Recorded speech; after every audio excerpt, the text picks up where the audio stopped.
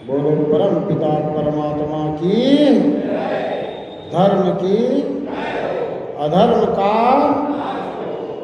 का नाश करेंगे, अधर्म का प्राणियों में सद्भावना भरेंगे, प्राणियों में विश्व का कल्याण करेंगे, विश्व का गौ माता की सेवा करेंगे, गौ माता की, भारत माता की जय। आप सभी प्रभु प्रेमी आत्माएं यहाँ प्रभु की चर्चा सुनने के लिए उपस्थित हो जाती हैं। नियम से यहाँ समयानुसार संत महात्मा पधार कर आप तक प्रभु के लीला का वर्णन पहुँचाते हैं, प्रभु की कृपा का वर्णन पहुँचाते हैं, अपने अनुभव को भी आप तक साझा करते हैं। आप सभी इसको सुन करके, श्रवण करके बड़े गदगद हो जाते हैं, आनंदित हो जाते हैं। आपके अंदर प्रभु से प्रेम का भाव जागृत हो जाता है। पर ये होता कितनी देर के लिए है, सोचना समझना इस बात को है कि कितनी देर तक मैं प्रभु प्रेममय रहता हूँ। क्या वाकई में मैं परमात्मा से प्रेम करने लगा हूँ? क्या वाकई में मुझे परमात्मा से प्रेम हो गया है, या परमात्मा को याद करने का, परमात्मा को पूछने का, परमात्मा को पूजने का, परमात्मा की चर्चा सुनने का और कोई कारण है? आज मैं जहाँ तक अपने अनुभव की बात करूँ तो इस संसार में ये देखने को मिल रहा है कि परमात्मा से प्रेम नगण्यता की ओर है। आप कहोगे कि महाराज इतना धर्म कर्म हो रहा है, हर जगह तीर्थ स्थानों पे इतनी भीड़ है, नौजवान भी तीर्थ स्थानों तक पहुंच रहे हैं, सभी मंदिरों में पूजा पाठ बहुत ही ज़्यादा हो रहा है, फिर भी आप कहते हो कि परमात्मा से प्रेम नगण्यता की ओर है। कारण ये है कि संसार से सबको प्रेम है और संसार में बिना परमात्मा के काम नहीं चल रहा है, इसलिए परमात्मा की तरफ दौड़ लगा रहे हैं। इसलिए इस चक्कर में पड़े हुए हैं कि कोई ऐसी जगह, कोई ऐसा स्थान जहां पहुंच करके मेरा दुख निवारण हो जाए। इसीलिए दुख निवारण गुरुद्वारे, दुख निवारण मंदिर, कामना पूर्ति मंदिर, इस प्रकार से नाम रख के मंदिर भी बनाए जा रहे हैं। क्यों? क्योंकि आपके अंदर की जो कामना है उसको थोड़ा सा संतोष देने का प्रयास किया जा रहा है, कहीं ना कहीं आपको तसल्ली देने का प्रयास किया जा रहा है। अगर आपको तसल्ली ना दी जाए, अगर आप ज़्यादा अधीर हो जाओ, तो फिर इस दुनिया में लोग कर्म और मेहनत को छोड़ करके दूसरा रास्ता अपनाना शुरू कर देते हैं जब अधीर होते हैं। इसलिए संतों ने भी कोशिश की कि इनकी अधीरता को थोड़ी दूर की जाए, इनको समझाया जाए कि भाई अगर तुम्हें कहीं इस संसार में किसी भी प्रकार से तकलीफ आ रही है, दिक्कत आ रही है, दुख आ रहा है, तो तुम किसी न किसी रूप में परमात्मा से जुड़ जाओ, तुम्हारे दुख तकलीफ दिक्कत का समाधान निकल आएगा। तुम्हारे हर समस्या का समाधान परमात्मा के पास है, इसमें कोई शक नहीं है। पर समस्या क्यों है, विचार इस पे करना चाहिए। समस्या का पूर्णतः निदान कैसे मिलेगा, विचार इस पे होना चाहिए। तो ये जितनी सांसारिक समस्याएं हैं इनका कारण क्या है? इच्छा। सभी दुखों का कारण क्या है? इच्छा। जिसके इच्छा की पूर्ति हो जाती है वो और इच्छाएं करने लग जाता है। कुछ इच्छाओं की पूर्ति हुई तो अपने आप को सुखी महसूस करता है, पर और ज़्यादा इच्छाएं उत्पन्न करने के कारण पुनः अगर कुछ इच्छाओं की पूर्ति नहीं हो पाती है तो अपने आप को दुखी महसूस करता है। तो संतों ने बताया कि आपके दुख का कारण क्या है? आपकी इच्छा। और इच्छा आपके अंदर कहाँ से उत्पन्न होती है? जरूरत से इच्छा उत्पन्न नहीं होती है। जरूरत तो आपकी पूरी होगी, जरूरत पूरी होने में कहीं कोई दिक्कत नहीं है, क्योंकि पहले बना प्रारब्ध पाछे बना शरीरा। जरूरत सारी शरीर के लिए है। शरीर को कितनी जरूरत है?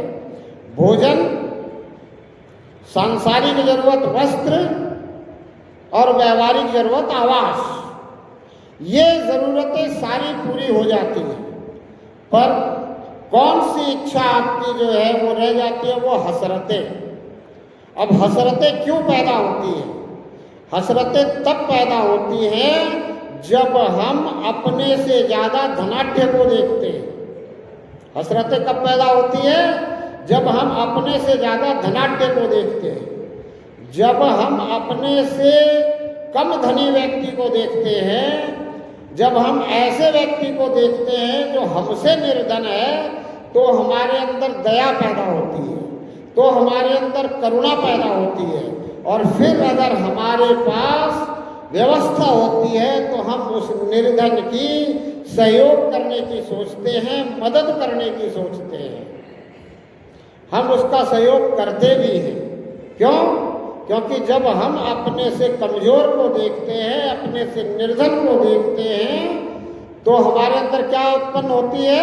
भावना, दया और करुणा की उत्पन्न होती है। पर जिस समय हम अपने से ज़्यादा धनाढ्य को देखते हैं, उस समय हमारे अंदर इच्छाएं पैदा होती हैं, लालसाएं पैदा होती हैं, महत्वाकांक्षाएं पैदा होती हैं। और जब हम महत्वाकांक्षाओं को पूर्ण करने के चक्कर में पड़ जाते हैं, इच्छाओं को पूर्ण करने के चक्कर में पड़ जाते हैं, लालसा को पूर्ण करने के चक्कर में पड़ जाते हैं, और वो अगर पूरी नहीं हो पाती है तो हम क्या होते हैं? दुखी होते हैं। और फिर इन दुखों के कारण ही अगर हमारी दौड़ परमात्मा की तरफ है तो फिर तो संत कहते हैं कि दुख में सुमिरन सब करे, सुख में करे न कोई, और जो सुख में सुमिरन करे तो दुख काहे को हो। पर सुख आपके पास कब है? जब आपके पास महत्वाकांक्षा नहीं है, लालसा नहीं है, इच्छाएं नहीं है। जब आप संतोषी हो, आपकी जरूरत पूरी हो गई, जरूरत से ज्यादा आपके पास है और आप उसमें संतोष कर लेते हो, तो संत कहते हैं संतोषम परम सुखम। अगर आपको संतोष हो गया तो परम सुख है। अच्छा, संत ये नहीं कहते कि आपने संतोष कर लिया तो आप आलसी हो जाओ, आप अकर्मण्य हो जाओ, आप कुछ करो ही नहीं। संत कहते हैं कि कर्म कर। कृष्ण भी अर्जुन से कह रहे हैं कि कर्म कर, कर्म करना तेरा अधिकार है, पर सच्चाई से कर्म कर, सच्चाई से अच्छे और बहुत अच्छे कर्म कर। सच्चाई से अच्छे और बहुत अच्छे कर्म अगर हम करते हैं परमात्मा को याद करते हुए, तो फिर हमें कदापि दुख नहीं होता, किसी बात का दुख नहीं होता, और इच्छाएं हमारी अधूरी भी नहीं रहती, इच्छाएं भी पूर्ण होती है। क्योंकि तब हम इच्छाएं उतनी ही करते हैं जितनी हमें पता है कि मैं अपनी मेहनत से प्राप्त कर सकता हूँ। उससे ज़्यादा हम इच्छाएं भी नहीं करते, उससे ज़्यादा हम लालसाएं भी नहीं करते, उससे ज़्यादा हम कामनाएं नहीं करते।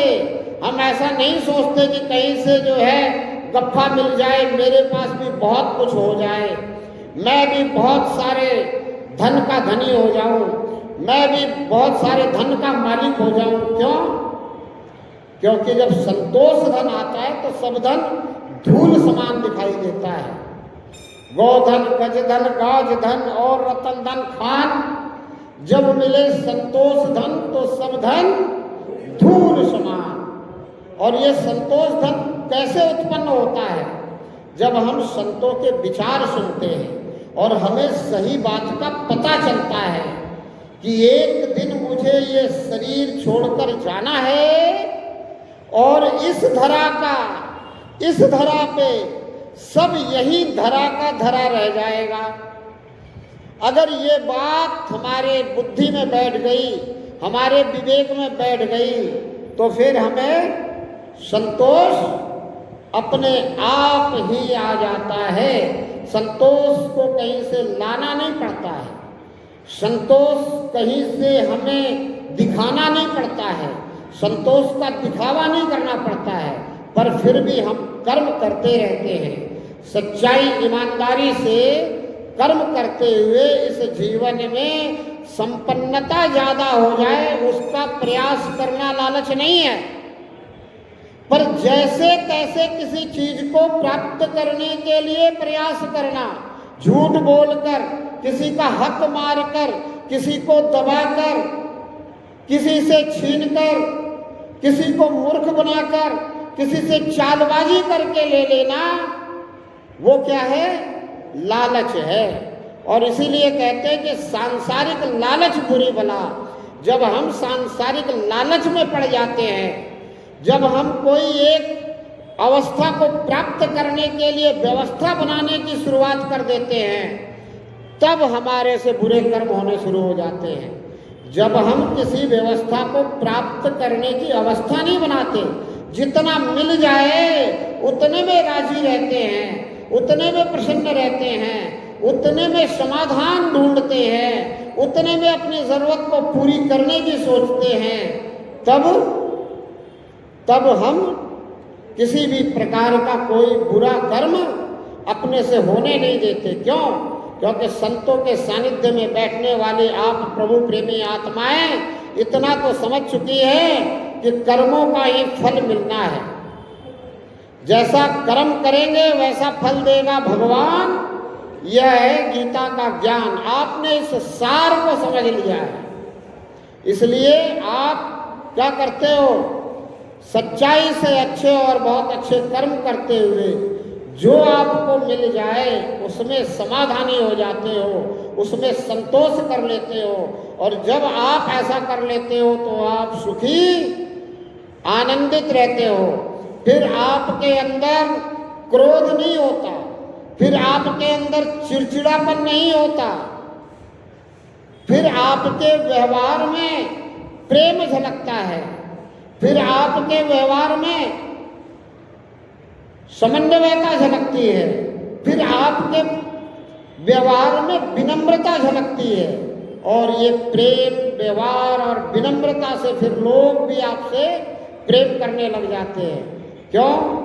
क्योंकि संत महात्मा बताते हैं कि जितना ज़्यादा आपके अंदर से जो भी बाहर निकलेगा वही आपको दूसरे से वापस मिलेगा। गेंद को जितनी जोर से दीवार पे मारोगे उतनी जोर से वो रिवर्स आएगा। आप कभी कभी देखते हो, आपका कोई मित्र सामने से आ रहा हो और आपका हृदय गदगद हो गया हो उसको देख करके, तो आपको देखने को मिलेगा कि उसके अंदर की प्रसन्नता आपसे दुगनी दिखाई देती है और वो आपसे आकर के इस तरह से मिलाप करता है जैसे कि भरत मिलाप हो रहा हो राम के साथ। हालांकि वहाँ आप अगर राम और भरत के मिलाप की कथा सुनते हो तो लक्ष्मण घबराए हुए हैं। लक्ष्मण को लग रहा है कि भरत जी जो है सिर्फ राज्य लेकर नहीं माने हैं, अब ये यहाँ लड़ाई करने भी आ गए हैं। लेकिन राम के अंदर जो प्रेम है, वो राम के अंदर का प्रेम कहता है कि नहीं, मेरा भरत ऐसा नहीं हो सकता, मेरा भरत ऐसा नहीं कर सकता। लक्ष्मण को कहते तू शांत रह, तुझे नहीं समझ में आ रही कहानी, कहानी मुझे समझ में आ रही है।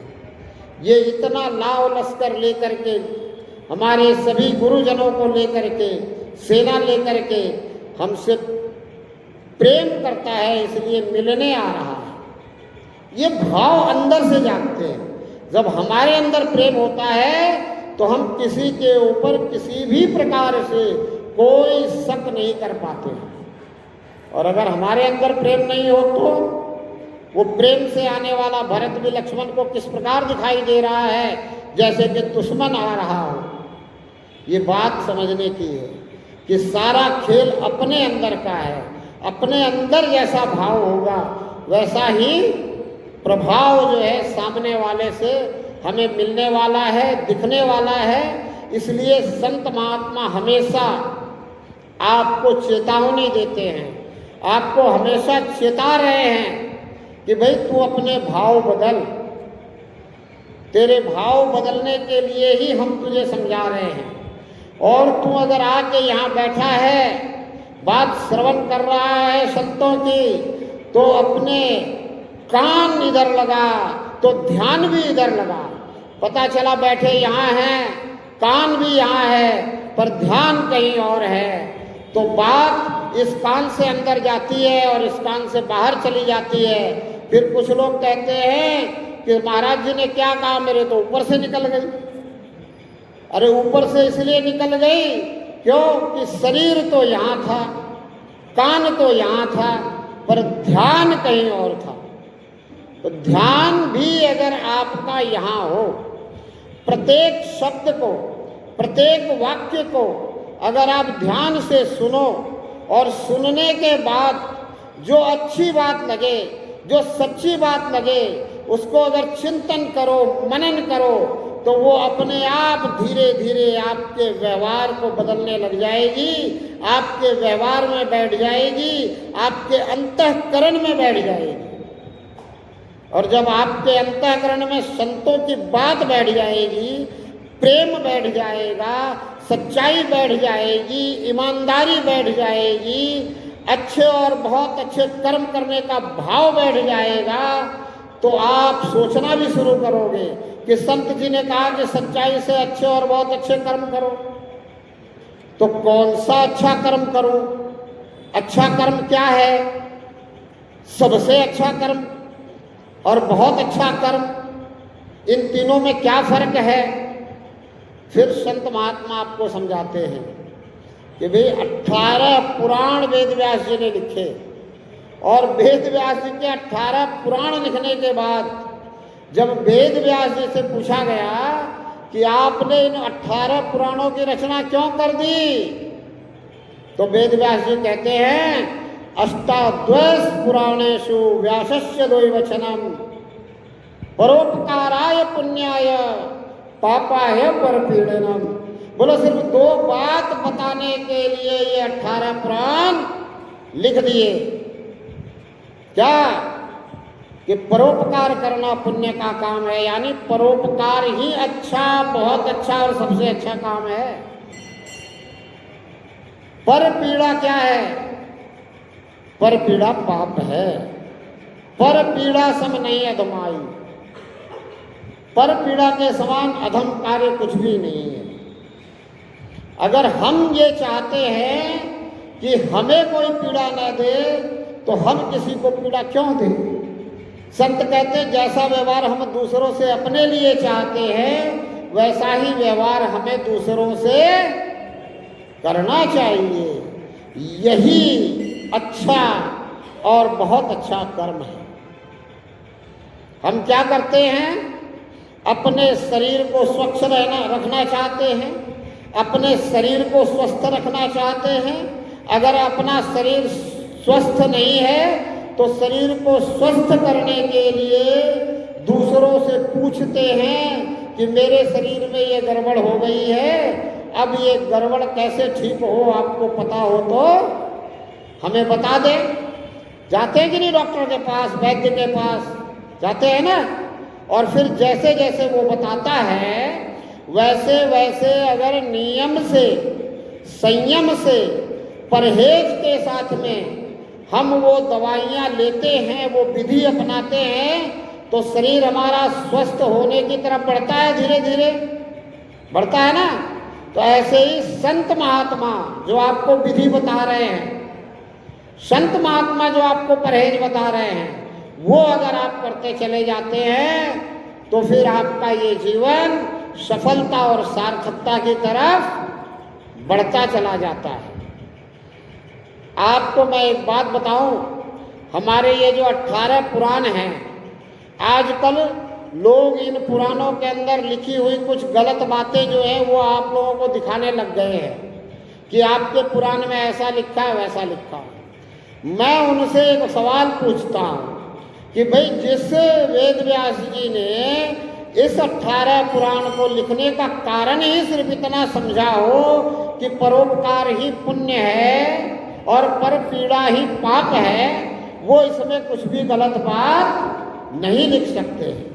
अगर इनके अंदर कुछ गलत बातें आ गई हैं, वो कहीं से आ गई हैं, तो उसको हमें समझना चाहिए और इसके अंदर से जो अच्छी अच्छी और जो सच्ची बातें वो हमें ग्रहण कर लेनी चाहिए, गलत को छोड़ देनी चाहिए। क्योंकि हमारा देश भारत शिक्षा के अंदर, विद्या के अंदर, ज्ञान के अंदर सबसे अग्रणी देश रहा है इस विश्व में। हमारे भारत में नालंदा विश्वविद्यालय में विश्व के लगभग सभी देशों के छात्र आकर के विद्या अध्ययन करते थे, पर कुछ कालखंड में बाहरी आक्रांताओं ने हमारे इस देश में आकर के हमारी व्यवस्थाओं को खंडित किया, नालंदा विश्वविद्यालय को पूरी तरह से तहस नहस कर दिया, जला दिया।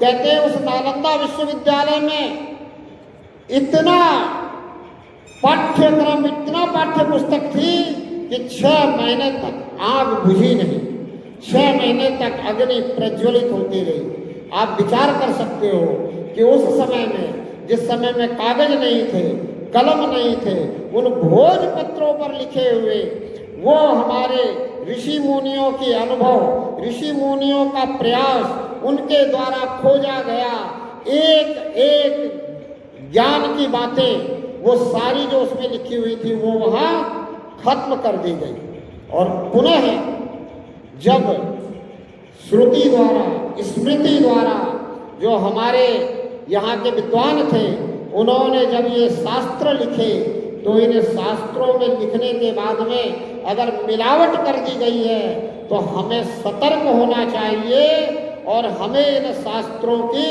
इन पुराणों की, वेदों की, उपनिषदों की, सबकी जो सच्ची और अच्छी बात है उसको ग्रहण करने के लिए तत्पर होना चाहिए, ना कि हमें ये देखना चाहिए कि इसमें क्या क्या गलत घुसाया गया है। अब गलत निकालने का काम शुरू हो रहा है, आगे होगा। सभी संत महात्मा इसके लिए इस बात को समझ रहे हैं और इसको समझ करके एक सही शास्त्र, एक सही नियम, एक सही विधि, एक सही तरीका आप तक पहुंचाने का प्रयास हमारे संतों द्वारा किया जाने वाला है। जब वो हो जाएगा तो फिर सोने पे सुहागा हो जाएगा। लेकिन जब तक ऐसा नहीं होता है तब तक आपको अच्छाई और सच्चाई को ही ग्रहण करना है, किसी के भ्रमित करने से भ्रमित नहीं होना है। भ्रमित अगर हम हो गए तो क्या होगा, हम दुनिया की सबसे अच्छी सभ्यता संस्कृति से दूर हो जाएंगे। आप सोच कर देखो, भारतीय सनातनी सभ्यता संस्कृति से उत्तम कोई सभ्यता संस्कृति आपको नजर आती है? मुझे सनातन धर्म के अलावा और कोई धर्म ही नहीं दिखता है। क्यों? क्योंकि दया धर्म का मूल है, और जहां दया नहीं है वो धर्म कैसे हो सकता है? आप बताओ, कौन सा ऐसा तथाकथित कथित धर्म है जहां आपको दया दिखती है? सिर्फ जैनियों को छोड़ करके। और किसी के पास अगर आपको दया दिखती हो तो जिसके अंदर दया नहीं है वो धर्म नहीं हो सकती। उन अधर्मियों ने दया नहीं होने के कारण जीव हत्या करते हुए, जीवों पे यानी पर पीड़ा करते हुए, अधमाई करते हुए, पर पीड़ा सम नहीं अधमाई, अपने आप को अगर धर्म घोषित कर दिया है और हमने अगर इसको धर्म मान लिया है, तो ये हमारी उदारता है या फिर हमारा भोलापन है या हमारे समझ की कमी है। तो अब आपको जरूरत है कि आप भोलेपन में ना रहें। आप उदार जरूर हो, पर आप सच्चाई को समझें। आप अधर्म को धर्म कभी ना कहें। वो अगर मजहब है तो उसको मजहब ही कहें, वो रिलीजन है तो उसको रिलीजन ही कहें। जब आप उसको धर्म कहने लग जाते हो तो आपके नौनिहालों को पता ही नहीं चलता धर्म, रिलीजन, मजहब और अधर्म में क्या अंतर है। इसलिए बराबर संत महात्मा आपसे निवेदन करते हैं कि आप स्वयं धर्म को समझो और अपने नौनिहालों को धर्म को समझाओ, और ये जो वास्तविक में भारतीय सनातन धर्म है इसी को धर्म मान लो, और पूरी दुनिया एक दिन इसको धर्म मानेगी। अगर आपने धर्म मान लिया और दूसरों को धर्म मानने से इनकार कर दिया, क्योंकि वो धर्म है ही नहीं, वो तो है ही मजहब, रिलीजन, और उनमें अधर्म ही अधर्म है, दया नहीं है, जीव हत्या करने की उनमें इजाजत है, तो वो अधर्म है। आप बताओ क्या आपके सनातन में जीव हत्या करने की कोई सी प्रकार से कहीं कोई इजाजत, कोई छूट है? बिल्कुल भी नहीं है। अगर कहीं इस सनातन में सनातनी कुछ ऐसा कर रहे हैं तो वो दूसरी सभ्यता संस्कृति से विकृत होकर कर रहे हैं, और इस विकृति को हटाना ये कार्य हमारे संतों ने किया है। बहुत से संतों ने बहुत से मंदिरों में जहाँ पर जीव बलि दी जाती थी वहाँ से जीव बलि हटा करके ये हमारा श्रीफल यानी नारियल, इसी को जो है अपना शीश चढ़ाना बता करके और चढ़वाने की शुरुआत की। बहुत से मंदिरों में जीव बलि बंद हो चुकी है। तो विकृतियां दूर करने की होती है, पर पीड़ा ये कहीं भी हमारे सनातन में नहीं है।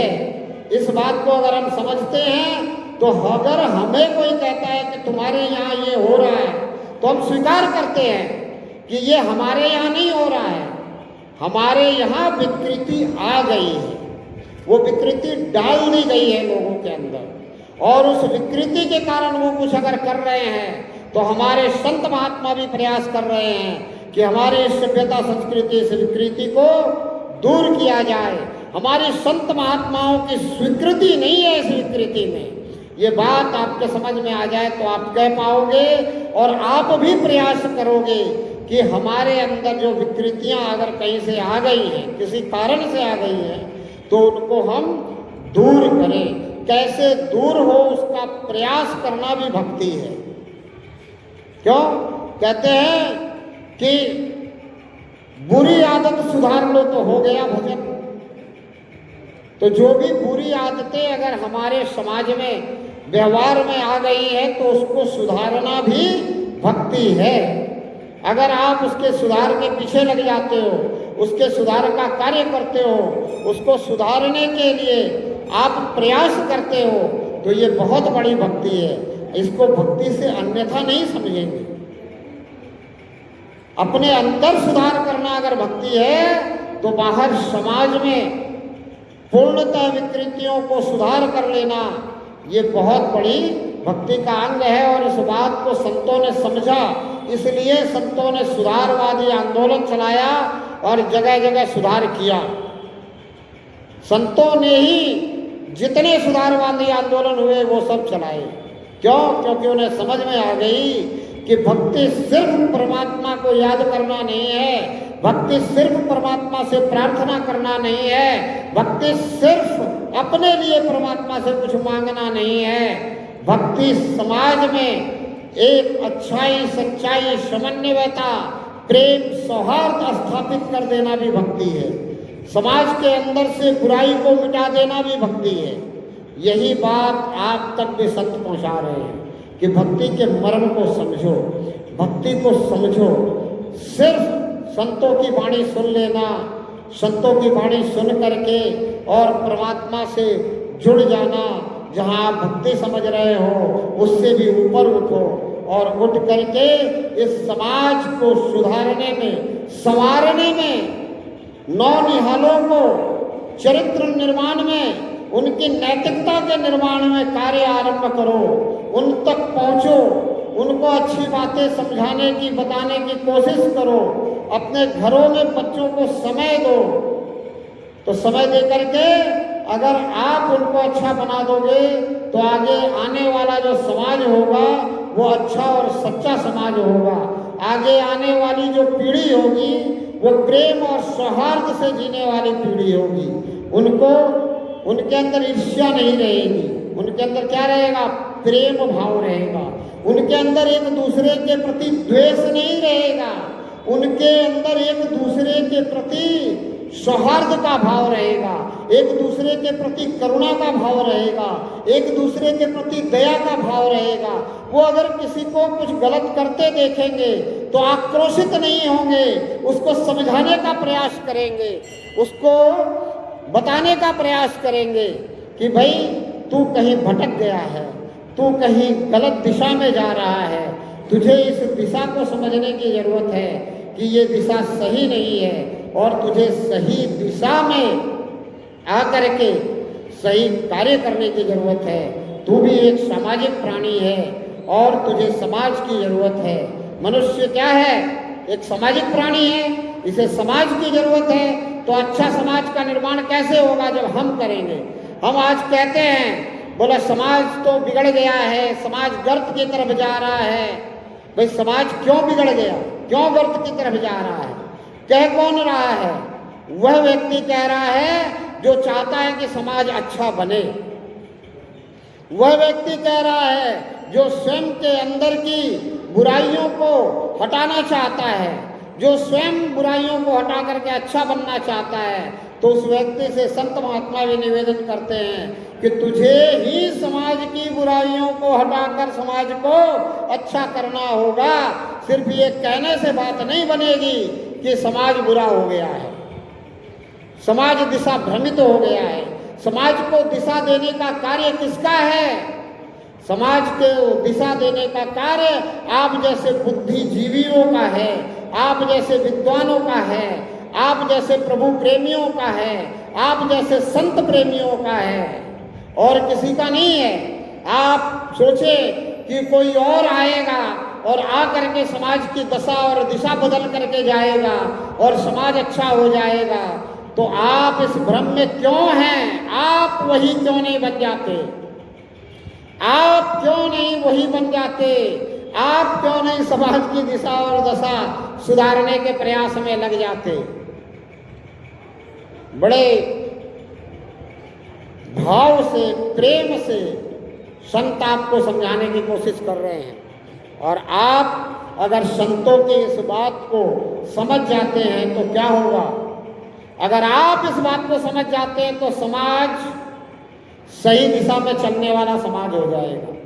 फिर कोई भी व्यक्ति ऐसा बोलने वाला नहीं मिलेगा कि समाज दिशा भ्रमित हो गया है, समाज दिग्भ्रमित हो गया है, समाज किस तरफ जा रहा है पता नहीं चल रहा है। अगर आप और हम मिल करके साझा प्रयास करें तो समाज सही दिशा में आ सकता है। और आज भी मुझे ऐसा लगता है कि जिन घरों में, जिन परिवारों में अभिभावक अपने बच्चों को सही दिशा दे रहे हैं वो सही दिशा में हैं बच्चे। वो बच्चों के अंदर आज भी चरित्रता है, उन बच्चों के अंदर आज भी नैतिकता है, आज भी वो बच्चे व्यवहारिकता में हैं, आज भी वो बच्चे सुबह उठ करके अपने अभिभावक, अपने माता पिता के चरण स्पर्श करते हैं। किसने सिखाया उनको? उन्होंने खुद ने ही सिखाया है और ये सिखाना पड़ेगा। अगर आप नहीं सिखाओगे तो वो छोटा सा बच्चा, वो तो कच्चा घड़ा है, उसे क्या पता है? उसे तो आपको घड़ना है, आपको उसका गुरु बनना है, आपको उसका शिक्षक बनना है। इसीलिए संतों ने कहा कि बच्चों की पहले शिक्षक, पहला गुरु कौन? माता। बच्चों के लिए देवता कौन? माता। बोला मातृदेवो भव, पितृदेवो भव, माता और पिता को देवता के समान हो जाना चाहिए। देवता का काम क्या है? देना। देवता का काम क्या है? देना। अब छोटे बच्चों को माता पिता क्या दे सकते हैं? छोटे बच्चों को माता पिता सिर्फ व्यवस्था नहीं दे, सोचे कि बस हमें तो सिर्फ व्यवस्था देनी है कि अच्छी से अच्छी व्यवस्था दे दे बच्चों को और अच्छे से अच्छे इसके शरीर का पालन पोषण कर दे। सिर्फ व्यवस्था नहीं देनी है, आपको उसके मस्तिष्क को भी अवस्था देनी है। अगर आप उसके मस्तिष्क को अवस्था नहीं दे रहे हो तो आप प्रथम शिक्षक, प्रथम गुरु का अपना जो उत्तरदायित्व है, जो कर्तव्य है, वो पूरी तरह से निर्वहन नहीं कर रहे हो। इसमें सिर्फ माता पिता की बात नहीं है, माता पिता से ऊपर दादा दादी और भी अभिभावक जो भी हैं, जो आते हैं। आजकल तो अभिभावकों की संख्या ही कम हो गई है। चाचा चाची, फूफा, बुआ, मौसी, आजकल बहुत कम हो गए हैं ये रिश्ते नाते। क्यों? क्योंकि बच्चे एक, अब जो एक बच्चा है उसका चाचा कौन, उसका ताऊ कौन, उसकी मौसी कौन, उसकी बुआ कौन, और जब चाचा नहीं तो चाची कौन, जब ताऊ नहीं तो ताई कौन, जब बुआ नहीं तो फूफा कौन, मौसी नहीं तो मौसा कौन, मामा नहीं तो मामी कौन। बड़े अचंभे की बात है कि हम ये सोच नहीं रहे कि हमारा जो ये भारत जो इन रिश्तों को एक एक शब्दों से संजो कर रखने की बात कर रहा था और हमारे ऋषि मुनियों ने रिश्तों का इतना सुंदर नामकरण किया, ऐसे शब्दों से इंगित किया। हम क्या चाहते हैं कि ये सब फिर भुला दिए जाएं? ऐसा नहीं होना चाहिए।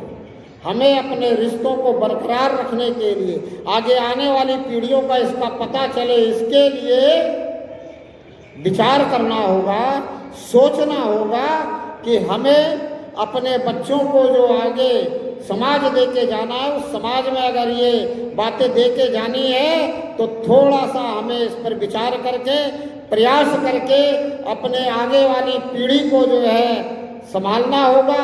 इनको संभालने का काम आपको करना है, दिशा आपको देना है। आपके अगर 2 पुत्र हैं, आपके अगर 4 पुत्र हैं और वो आपके पुत्र अगर एक एक कर रहे हैं तो वो आपको उनको समझाना होगा। अगर आप नहीं समझा रहे, आप कह रहे मेरी मानता नहीं है, तो ये आप गलत सोच रहे हैं। क्यों?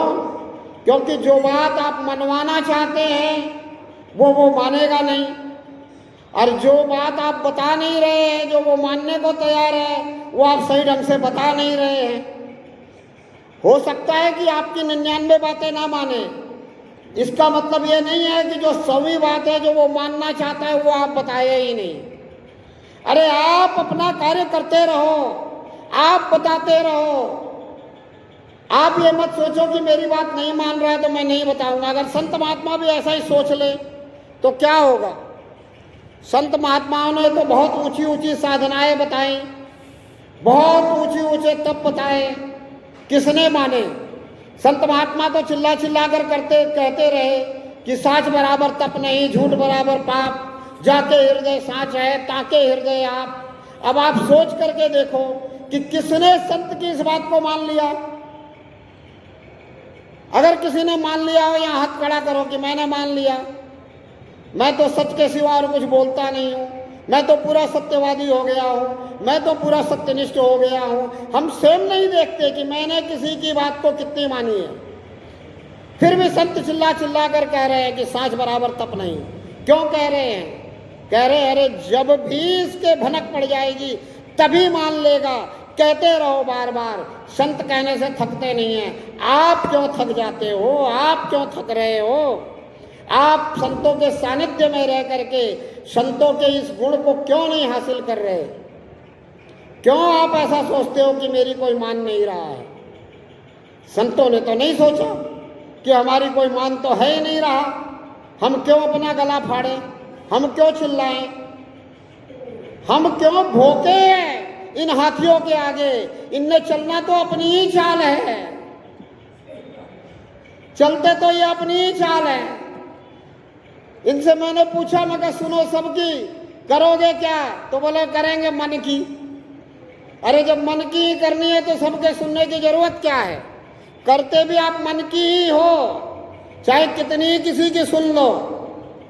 जो मन ने कह दिया, जो मन ने ठान लिया, जो मन में बात आ गई, उस पर चिंतन नहीं करते हो कि ये कितनी गलत है, कितनी सही है, अच्छी और सच्ची बात कौन सी है, अच्छी और सच्ची बात मुझे करनी चाहिए। जबकि बार बार संत ये समझा रहे हैं कि मन के मते मत चालिए, मन आपको गर्त में ले जाएगा, मन इंद्रियों का राजा है, मन इंद्रियों में फंसाएगा, इंद्रियां संसार की तरफ ही मोड़ेंगी, इंद्रियां परमात्मा की तरफ नहीं ले जा सकती, परमात्मा इंद्रियातीत है। लेकिन फिर भी आप समझते नहीं है। अगर आप नहीं समझते तो इसका मतलब क्या है कि संतों ने बोलना बंद कर दिया? नहीं।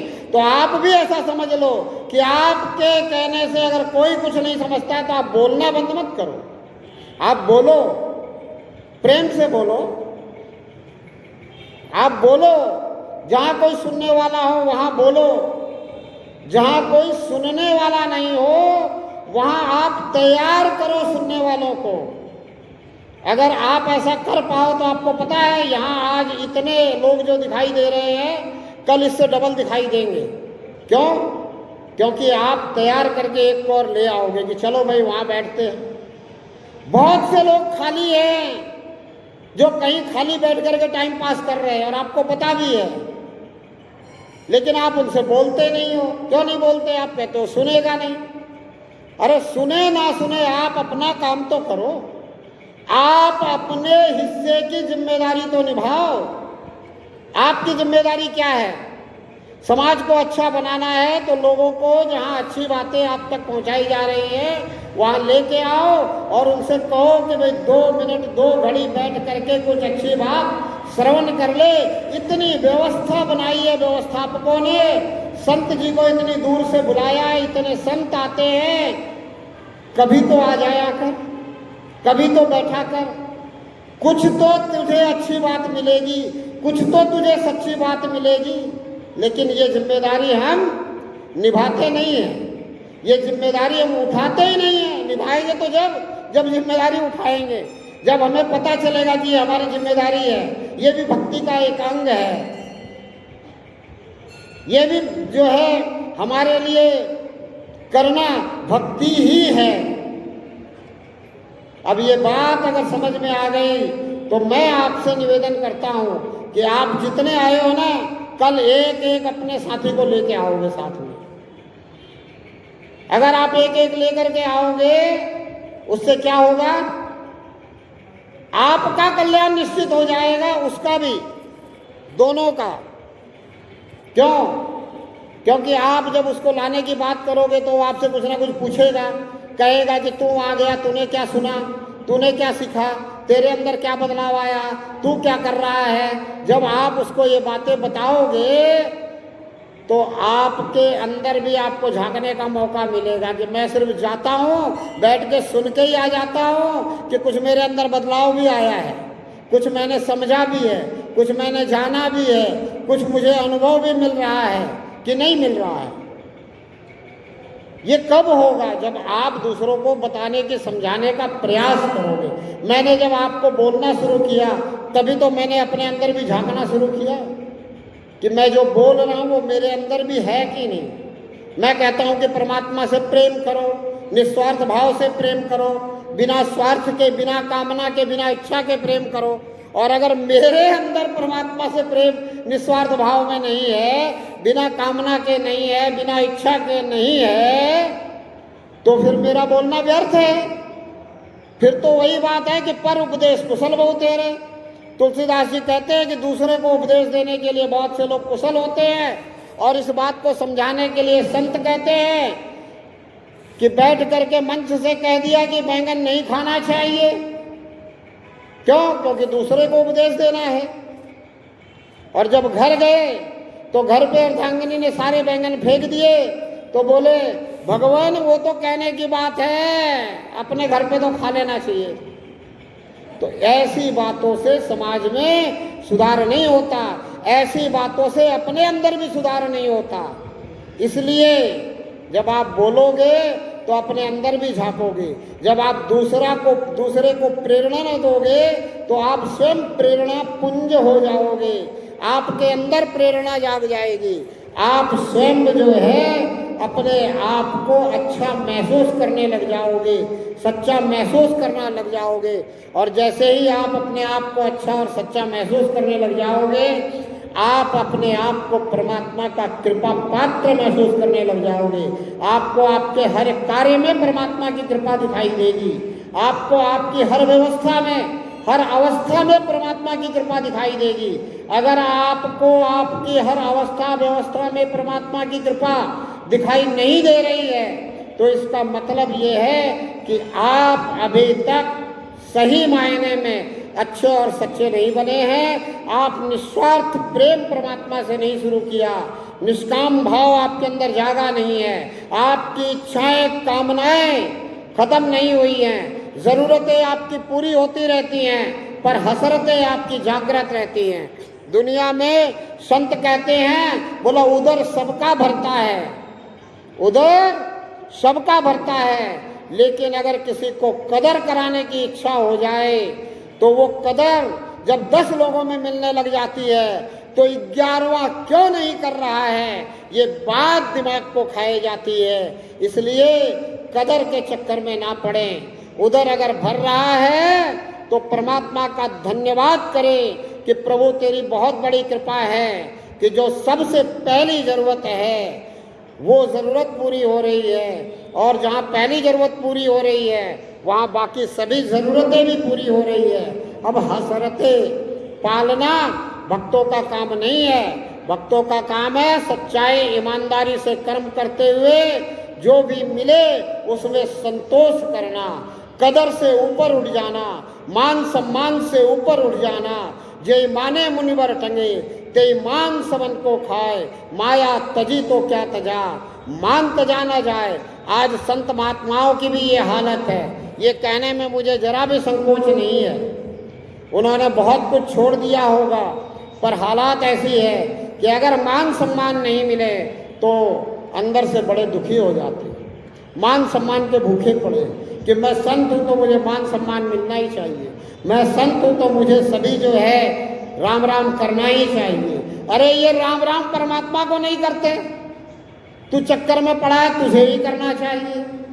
अगर ये सही मायने में परमात्मा को राम राम कर ले, सही मायने में परमात्मा के लिए अंदर ही अंदर झुक जाए तो इनको कहीं झुकने की जरूरत नहीं है। और मैं कहता हूं अगर मैं भी अंदर ही अंदर परमात्मा के लिए झुक जाऊं तो मुझे कौन झुक रहा है नहीं झुक रहा है ये मुझे देखने की जरूरत ही नहीं है। मान सम्मान से मुझे क्या लेना देना है। मैं तो अगर परमात्मा का भक्त बना हूं, परमात्मा का प्रेमी बना हूं, परमात्मा के लिए संत बना हूं, परमात्मा से प्रेम करता हूं और परमात्मा की भक्ति समझ करके आप तक परमात्मा की बात पहुंचा रहा हूं तो मुझे मान सम्मान से क्या लेना देना, मुझे कदर से क्या लेना देना। मैं तो परमात्मा के लिए अंदर ही अंदर झुक जाना चाहिए। जो अंदर ही अंदर परमात्मा के लिए झुक जाता है उसे अपने आगे किसी को झुकाने की इच्छा नहीं रहती। फिर वो किसी को नहीं कहता कि मेरे आगे झुको, या किसी को वो ये भी नहीं कहता कि आपको किसी के आगे झुकना चाहिए। और आजकल तो बड़ा गजब का काम हो रहा है। आप शायद मेरी बातों से इत्तेफाक रखेंगे कि आजकल अगर आप किसी के चरणों में झुकते हैं, आप किसी के चरण छूते हैं तो वो क्या कहता है, कहता है झुकती है दुनिया झुकाने वाला चाहिए।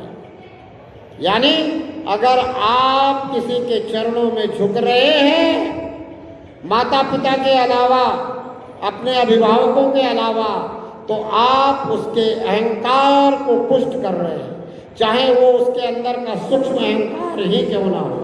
इसलिए मैं निवेदन करता हूँ सभी से कि अपने माता पिता और अपने अभिभावकों के चरण छुओ। और कब? सुबह सुबह। ये किसने बताया?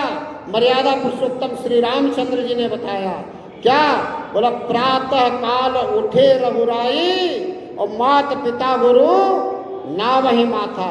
प्रातः काल सुबह सुबह क्या करते हैं? श्री रामचंद्र जी अपने माता पिता और गुरु को चरण स्पर्श करते हैं। क्यों? इसका कारण क्या है? इसका एक वैज्ञानिक कारण है। क्या है? आपका जो पुत्र है या आप जिसके पुत्र हो उसका जीन आपके शरीर में है, और जब आप अपने माता पिता अपने अभिभावक के चरणों को छूते हो, दोनों हाथों से पूरे बढ़िया से छूते हो अंगूठे को, और उनका हाथ अगर आपके सर पे आ जाता है तो एक सर्कल का निर्माण होता है, और उस सर्कल के निर्माण होने से आपके अंदर उठने वाली जितनी भी नेगेटिव ऊर्जा है, जो भी नकारात्मक सोच है, वो उनके अंदर जाती है और सकारात्मक होकर आपके अंदर आती है। क्यों? क्योंकि उन्होंने बहुत सारी सकारात्मक बातें इस दुनिया से एकत्र की हुई है। तो ये एक वैज्ञानिक कारण है जिसके कारण हमें अपने माता पिता का चरण छूना चाहिए, अपने अभिभावकों का चरण छूना चाहिए। और माता पिता हमारे प्रथम गुरु है। माता पिता देवता है, मातृदेवो भव पितृदेवो भव। हमारी माता हमारे लिए प्रथम शिक्षक है। इस बात को हमें ध्यान में रखना चाहिए। अब ये बात आप तक पहुंच गई, अब आपके माता पिता है नहीं, तो मैं बार बार आपसे ही निवेदन करता हूँ कि ये बात अपने नौनिहालों तक आप पहुँचाएं।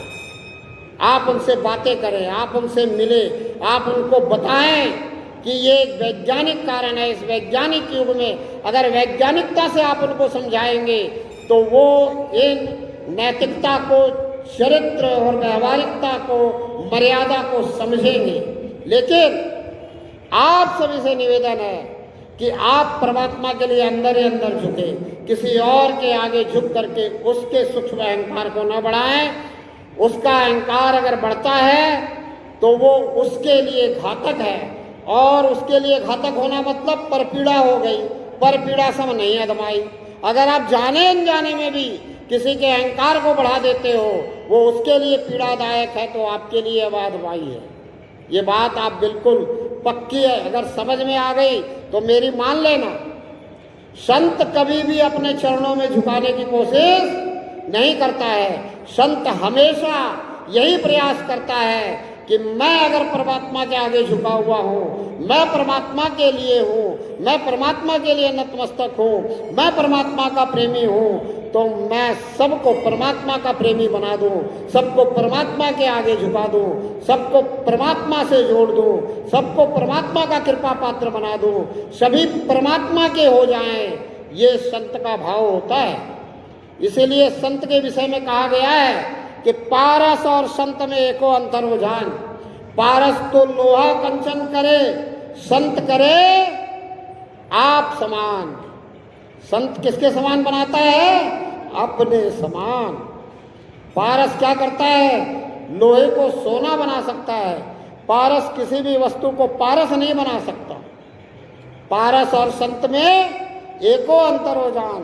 पारस तो लोहा कंचन करे, संत करे आप समान। अब संत तो आपको अपने समान करना चाहता है। आप अगर संत के समान होना नहीं चाहते हो तो फिर गड़बड़ है कि नहीं है? आप क्यों नहीं होना चाहते हो संत के समान? आप ऐसा क्यों समझते हो कि संत आपसे महान है? ये गड़बड़ आपके अंदर है। आपको संत के समान होने का प्रयास करना पड़ेगा। आपको ये वहम अपने अंदर से निकालना पड़ेगा कि संत आपसे महान है। आप संत के समान हो जाओ, ये संत चाहता है। आप संत को महान बनाए बैठे हो, आप संत बनना नहीं चाहते।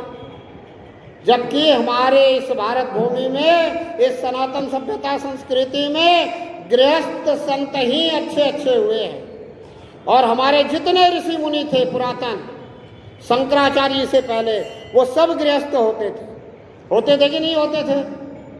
आप सभी को पता भी है। फिर भी आप संत नहीं बनना चाहो तो गड़बड़ आपके अंदर, संतों के अंदर नहीं है। संतों की गड़बड़ तो मैंने आपको बताई, पर आपकी गड़बड़ भी आप समझ लो। आपकी गड़बड़ भी आपको बता रहा हूं। आपको संत के समान होना है, आपको संत बनना है। संत चाहते हैं कि आप संत बनो। संत ये नहीं चाहते कि आप संतों को महानता सिर्फ देते रहें। आप संतों को महानता देना, ये जो शुरू किया, इसके होने से जो विसंगतियाँ आई है इस समाज में, उन विसंगतियों को दूर करने का तरीका यही है कि अब आप संत हो जाओ और संतों को महानता देना आपने थोड़ा कम करना होगा। संतों को महानता देने का मतलब संत के विचार को श्रवण करके, संत की अच्छी और सच्ची बातों का चिंतन करके, उनको अपने जीवन में उतार करके आप संत बनो तो बात बनेगी। अन्यथा आप सोचें कि बस संत जी के पैर छू लिए, आशीर्वाद दे दिया, बात बन गई। ये आशीर्वाद से कोई बात बनती नहीं है। सच्ची बात अगर आप समझ जाओ तो आपको मैं बता दूं, आशीर्वाद से कोई बात बनती नहीं है। क्यों? क्योंकि सच्ची बात तो ये है कि आपने जैसा कर्म किया वैसा आपका फल मिलना है, तो फिर आशीर्वाद से क्या बनेगा? तो जिस चीज को आप आशीर्वाद समझ रहे हो वो वास्तव में आशीर्वाद नहीं है। संतों का ये जो इशारा है, संत कहते हैं ठहर, जितनी तेरे अंदर गड़बड़ है उन सबको सुधार, ठहर। ये ठहरने का इशारा है। हमने इसको आशीर्वाद समझ लिया। पहले हम कहते थे संतों के आशीर्वचन श्रवण करेंगे, वो आशीर्वचन जो है आशीर्वाद में बदल गया। वाद शब्द का अर्थ भी बात होता है। हम कहते हैं ना वाद विवाद, कहते हैं कि नहीं कहते? वाद विवाद, वाद मतलब बात, जिसकी बात का असर आपके ऊपर पड़ जाए वो आशीर्वाद है। आप ये नहीं समझे कि सर पे हाथ रख दिया आशीर्वाद, उससे कुछ नहीं होना, कोई आनी जानी बात नहीं है। आपके इस समझने के कारण आशीर्वाद का धंधा जरूर बन गया है, और इस आशीर्वाद के धंधे का लाभ सबको मिल रहा है, सभी उठा रहे हैं। जहां लालची होंगे वहां आशीर्वाद का धंधा चल जाता है, और जहां कर्मठी होंगे, जहां विश्वासी होंगे, जहां प्रभु प्रेमी होंगे, वहां तो वो जानते हैं कि दुनिया में एक ही बात सच है। क्या? जैसा कर्म करेगा वैसा फल देगा भगवान, यह है गीता का ज्ञान। तो आशीर्वाद से कुछ नहीं होने वाला। और अगर सही मायने में आशीर्वाद चाहिए तो जिस भी वचन को हमने सुना, जिस भी बात को हमने सुना, जो अच्छी थी, जो सच्ची थी, उसको जीवन में उतार लिया, उस बात का असर अपने जीवन में हो गया, तो वो पक्के वाला आशीर्वाद हो गया। और सबसे ज़्यादा अपने जीवन में माता पिता की बात का असर होता है। इसलिए माता पिता का आशीर्वाद लेना चाहिए। कहते हैं माता पिता का आशीर्वाद लेना चाहिए मतलब माता पिता की बात को ध्यान से सुनना चाहिए, समझना चाहिए, उनकी बात पे गौर करना चाहिए।